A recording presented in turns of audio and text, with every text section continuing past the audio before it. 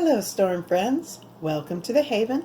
I'm Mussetta Lee Storm, but you can call me Muse, and today I am making these dark chocolate almond brownies that are gluten-free, egg-free, and dairy-free. So if this is something you're interested in, keep on watching.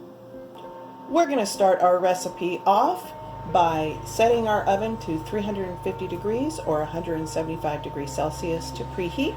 We are also going to line or grease or both an 8 by 8 inch square pan. I prefer to do both just because the greasing will hold down the parchment paper. The parchment paper can then be lifted out with the baked good that I'm making at this time. And let's get on to the ingredients portion of the recipe. Okay, so we are going to prep the dry portion of the ingredients first before we do any of the wet ingredients, and that's just that way we don't have to wash any of our utensils or measuring cups after we've used them for something else. So the first thing we're going to start off with is 1 cup or 98 grams of almond flour, a 1/4 cup or 34 grams unsweetened cocoa powder, 1/8 teaspoon or what would be considered a pinch of salt. There's no weight amount for that, I'm sorry. My scale either can't pick it up or my scale's kind of funky. One or the other. So next ingredient, and the last dry ingredient for this mixture is going to be 1 teaspoon or 4 grams of baking powder,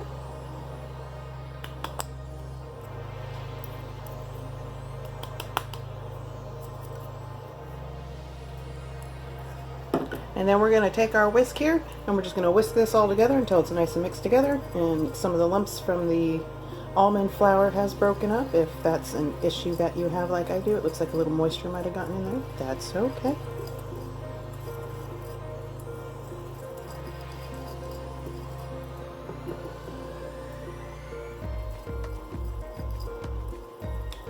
Alright, we're going to move on to the other part of our dry ingredients that we actually want to set aside. Because we're going to be folding those in after everything's all mixed together. So let me go ahead and get that ready.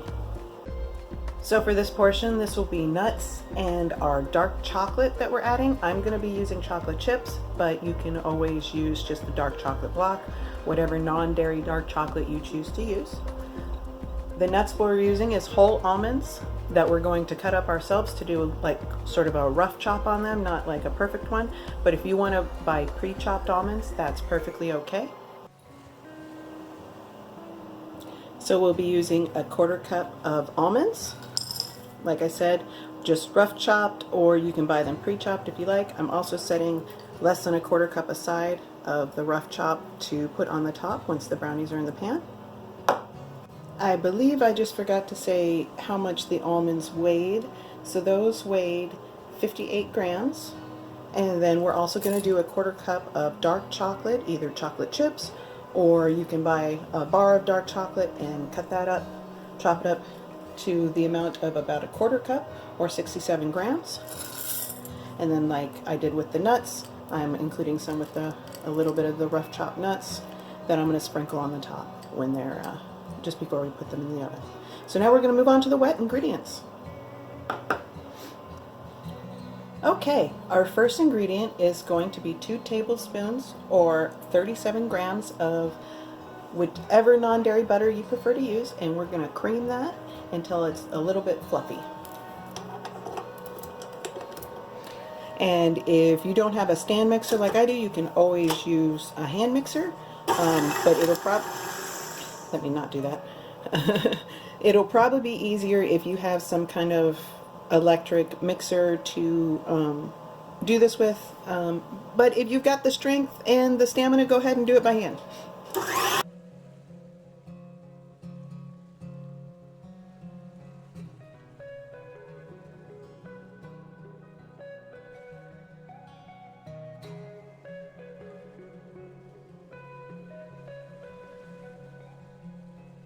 Now we're going to scrape the bowl down and we're going to add in 1/3 cup or 110 grams of agave nectar or syrup.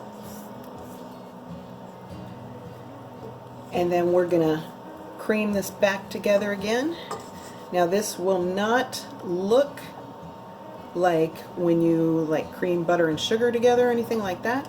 It'll be kind of separate, but start out slow and then speed it up as you go, and it should come together pretty okay. Alright, so I'm going to go ahead and get this started. Like I said, I'm going to start off slow and then speed it up.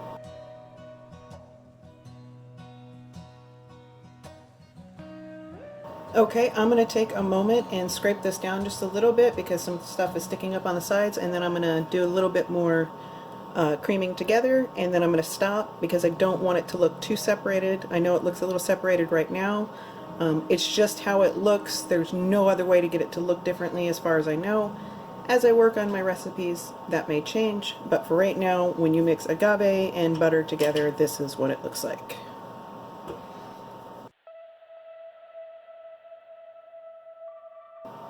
Okay, so I'm going to cream this together for a little bit more, and then we're going to move on to the next ingredient.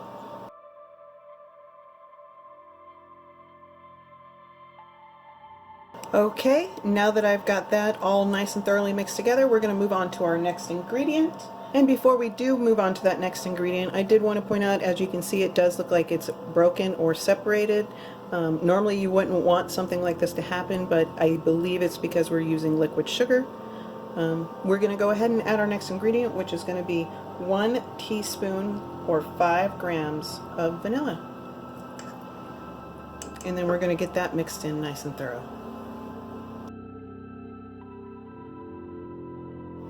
I'm going to take a moment and scrape the sides down again. I'm seeing some stuff stick more than I would like, so we're going to take care of that and then finish mixing in this vanilla before we add the next ingredient.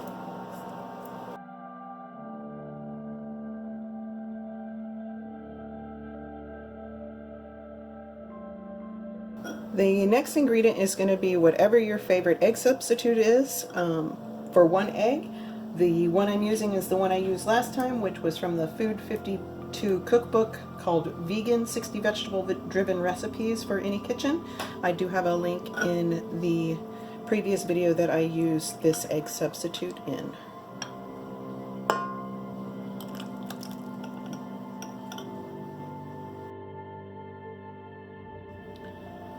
I know it looks like cottage cheese now. That has to do with the egg substitute being water and powder mixture. It's just the way it looks. Your egg substitute may look differently, especially if you're using something that's similar to like Just Egg or something like that.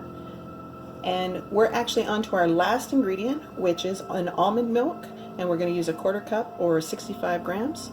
If you don't have almond milk, you can always use any non-dairy milk that you choose.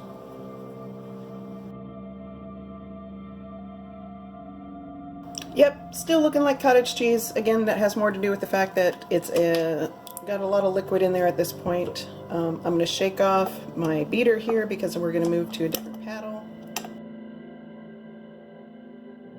Now we are going to be adding our dry mixture to the ingredients. This is just the flour, cocoa powder, salt, baking powder mixture that we made, not the nuts and the chocolate chips yet. And then we're going to mix this until it's all thoroughly mixed together, and then we're going to put in the nuts and the chocolate chips.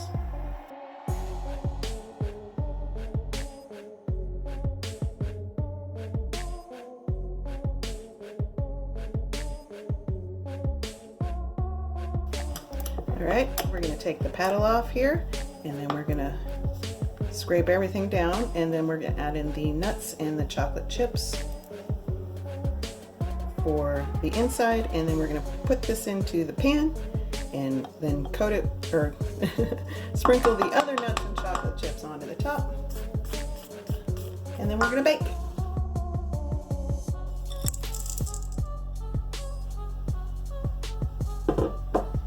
So we're just going to mix/fold these in. Now we're going to spread this out into the pan.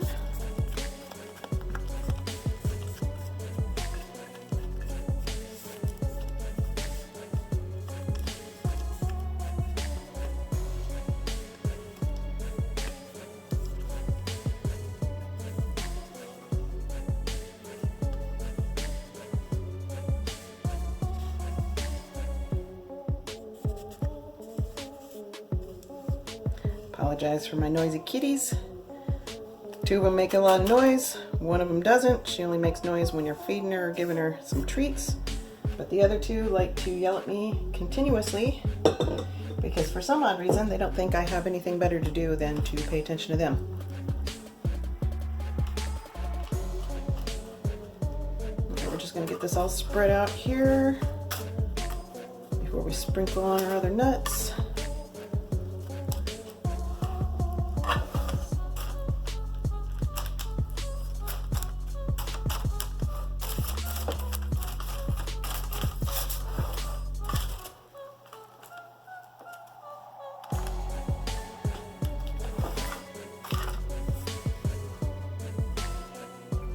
Sorry, I'm not standing behind the camera, so I apologize if it gets off screen while I'm spreading it out here.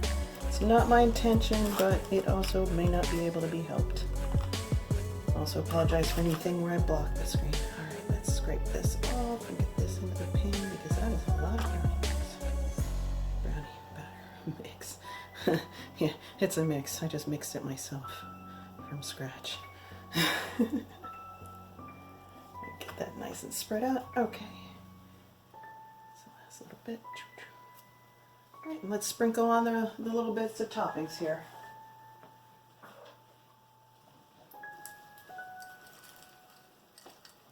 This part is completely optional. I just like how it looks and turns out when I do it this.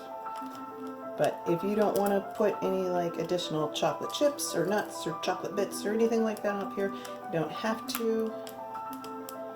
You can always try with carob as well, but if you're going to use carob, you know, that's up to you.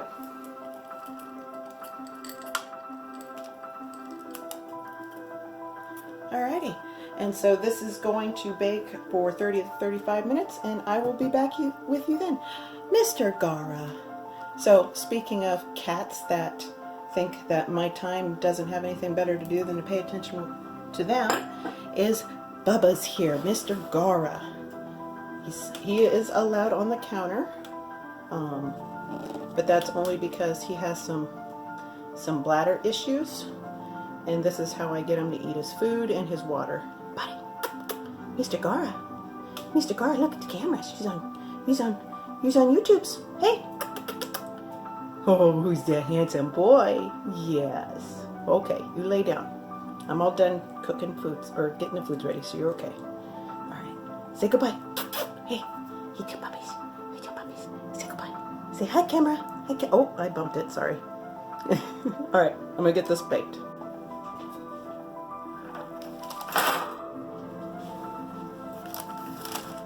And there is our nice, hot, fresh, dark chocolate almond brownies that are gluten-free, egg-free, and dairy-free.